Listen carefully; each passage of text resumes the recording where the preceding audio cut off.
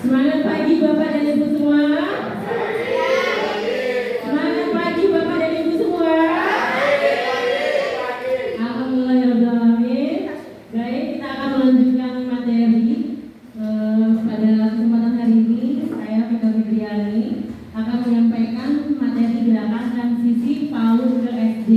Bapak dan Ibu semua mungkin sudah tidak asing ya untuk mendengar kata gerakan transisi PAUD SD.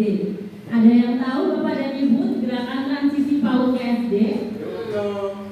Kira-kira apa Bapak Ibu? Pindah. Udah apa lagi Bapak Ibu?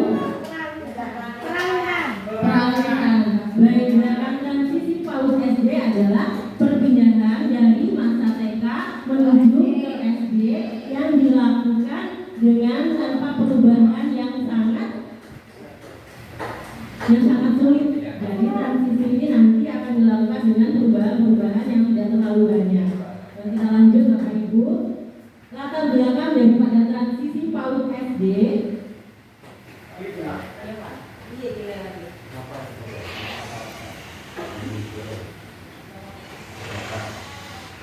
Nah, mengapa penguatan transisi PAUD SD itu penting?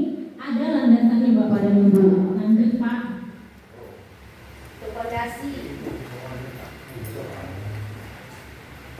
Ya, karena adanya miskonsepsi tentang siap sekolah. Sebelumnya Bapak Ibu sudah pernah mendengar kata miskonsepsi? Itu salah paham. Ya, miskonsepsi itu adalah salah paham. Salah paham tentang apa di sini Bapak dan Ibu? Tentang siapa masuk sekolah. Ya, bahwasannya sebelum adanya gerakan transisi PAUD ke SD, ada miskonsepsi yang kita salah untuk memahami. Kalau dulu sebelum ada gerakan ini, kita selalu beranggapan bahwa anak-anak yang berpindah dari PAUD menuju SD adalah anak-anak yang sudah siap sekolah dengan membaca, menulis, dan berhitung. Sehingga kita selalu berpikir bahwa kemampuan fondasi anak itu hanya diletakkan kepada kalistung.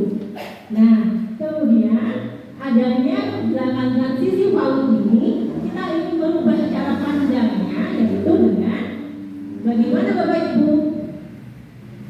Dengan tidak lagi menekankan kalistung itu sebagai fondasi bagi peserta didik yang baru berpindah dari TK menuju ke SD.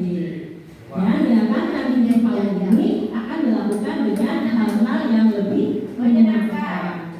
Lanjut Pak.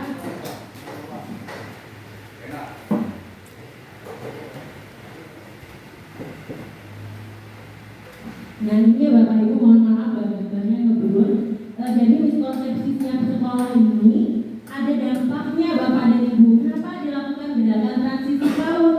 Karena ada dampaknya. Satu, proses belajar dilakukan dengan cara drilling, yaitu anak sudah harus dapat kalistung.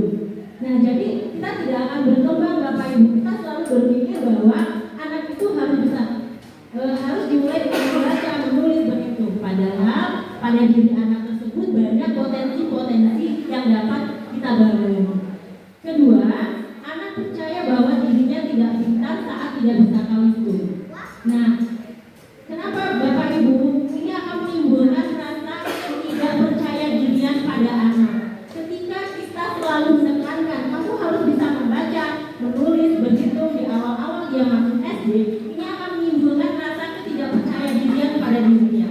Dia selalu beranggapan bahwa oh kalau saya tidak bisa membaca berarti saya ini tidak pintar.